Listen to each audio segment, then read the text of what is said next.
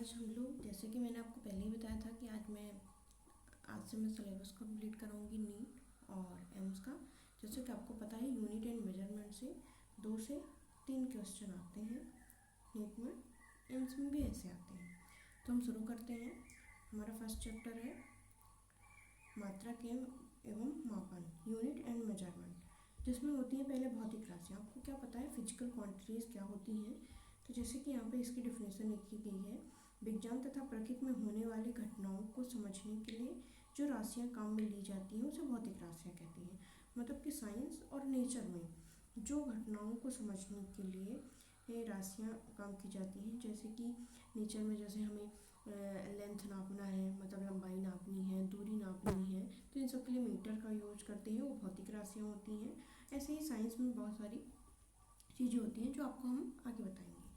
तो इसका एक ये भी, वे सभी राशियाँ जिनका मापन संभव हो सिर्फ वही भौतिक राशियाँ होती हैं। मतलब कि जिसको आप माप सकते हो सिर्फ वही होती हैं। जैसे बल को आप माप सकते हो कि आपने इसमें कितना फोर्स लगाया, कितने न्यूटन किधर साइड, और विस्थापन, दूरी, वेग, और वो भौतिक राशियाँ होती हैं। और भौतिक राशियाँ क्या नहीं होती हैं? जैसे कि इमोशंस, हमारे इमोशंस होते हैं जिसको आप नहीं माप सकते हो। आप किससे कितना प्यार करते हो वो नहीं माप सकते हो। क्या आप माप सकते हो? अगर आप माप कर सकते हो तो प्लीज़ माप के बताना, कमेंट करना, ठीक है। मात्रक, प्रत्येक भौतिक राशि का अपना एक मात्रक होता है। भौतिक राशियों को मापने की प्रणाली को ही मात्रक कहते हैं। मात्रक मतलब जिससे आप उससे मापते हो। जैसे कि लंबाई का मात्रक मीटर होता है। जैसे लंबाई है, इसमें लिखा गया है 2 मीटर, है ना। तो ये मीटर उसकी यूनिट होती है और 2 नंबर न्यूमेरिकल वैल्यू होती है, उसका नंबर होता है। तो आप भौतिक राशि को NU से प्रेजेंट कर सकते हो। ये मोस्ट टॉपिक है, ठीक है। बिना मात्रक के भौतिक राशियों को मापना संभव है। आप जैसे कि आपको ये क्वेश्चन दिया गया है, आप इसका आंसर बताइए। निम्न में से कौन सी भौतिक राशि नहीं है? लंबाई, द्रव्यमान, समय या वायु, किसका आप मापन नहीं कर सकते हो? तो लंबाई को तो आप मीटर में माप सकते हो, द्रव्यमान को केजी में, समय को टाइम में, पर वायु की रियल मापन नहीं हो सकती है। उसका वेग का मापन कर सकते हो, कितनी तेज चल रही है ये। तो इसका राइट आंसर ये होगा। देन आप कमेंट में बताना कि क्या, ठीक है। तो भौतिक राशियों के प्रकार, भौतिक राशियों के कितने प्रकार होते हैं? 3 टाइप होती हैं। मूलभूत भौतिक राशियाँ, व्युत्पन्न भौतिक राशियाँ और पूरक राशियाँ।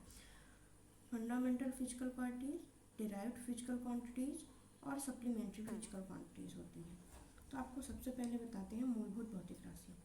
मूलभूत भौतिक राशियों में 7 होती हैं। यही रियल या SI यूनिट भी यही होती है। तो जैसे उनके नाम है द्रव्यमान का प्रतीक होता है M, और उसका SI मात्रक होता है किलोग्राम, और उसका प्रतीक होता है केजी। लंबाई का L, ऐसे ही सबका दिया हुआ है, आप एक बार पढ़ लेंगे। देन व्युत्पन्न भौतिक राशियाँ होती हैं।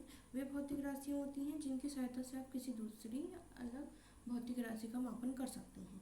इसमें ये दिया है, ये राशियाँ मूलभूत भौतिक राशियों पर निर्भर होती हैं। और ये मूलभूत भौतिक राशियाँ जो अभी आपने पढ़ा, लंबाई, द्रव्यमान, समय, ये इन पर निर्भर होती हैं। इन्हीं के माध्यम से एक नई राशि का मापन किया जा सकता है। जैसे कि चाल को आप कैसे माप सकते हो? दूरी बटे समय होता है, मीटर पर सेकेंड, ठीक है।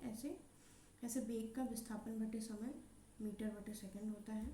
तो अतः यहाँ पे चाल 2 मूलभूत भौतिक राशियों द्वारा मिलकर बनी है, अतः चाल एक व्युत्पन्न भौतिक राशि है। मतलब 2 मूलभूत भौतिक राशि से मिलकर जो एक नई राशि बनती है उसे हम व्युत्पन्न भौतिक राशि भी कहते हैं।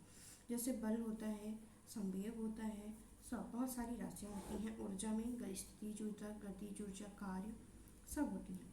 नोट, गणितीय अंक मात्रकहीन होते हैं। मतलब जैसे कि ये वाले वैल्यू होती हैं, इनका कोई मात्रक नहीं होता है। फिर इसमें से ये क्वेश्चन दिए हुए हैं, इस क्वेश्चन का आप आंसर कमेंट में करिएगा।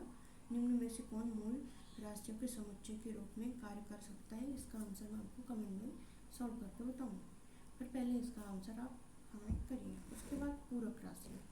पूरक राशियाँ क्या होती हैं? 2 होती हैं, एक समतल कोण प्लेन एंगल और एक घन कोण सॉलिड एंगल होता है। समतल कोण का मात्रक होता है रेडियन और घन कोण का मात्रक होता है स्टेरेडियन। फिर ये भी क्वेश्चन दिया हुआ है, इसका आप हमें कमेंट में आंसर बताना। फिर मैं आपको कल सॉल्व कराऊंगी। आज ये छोटी सी वीडियो, क्योंकि फर्स्ट वीडियो है, उसके बाद आपको अच्छे से आधे घंटे की वीडियो मैं अपलोड करूँगी। Okay, bye bye.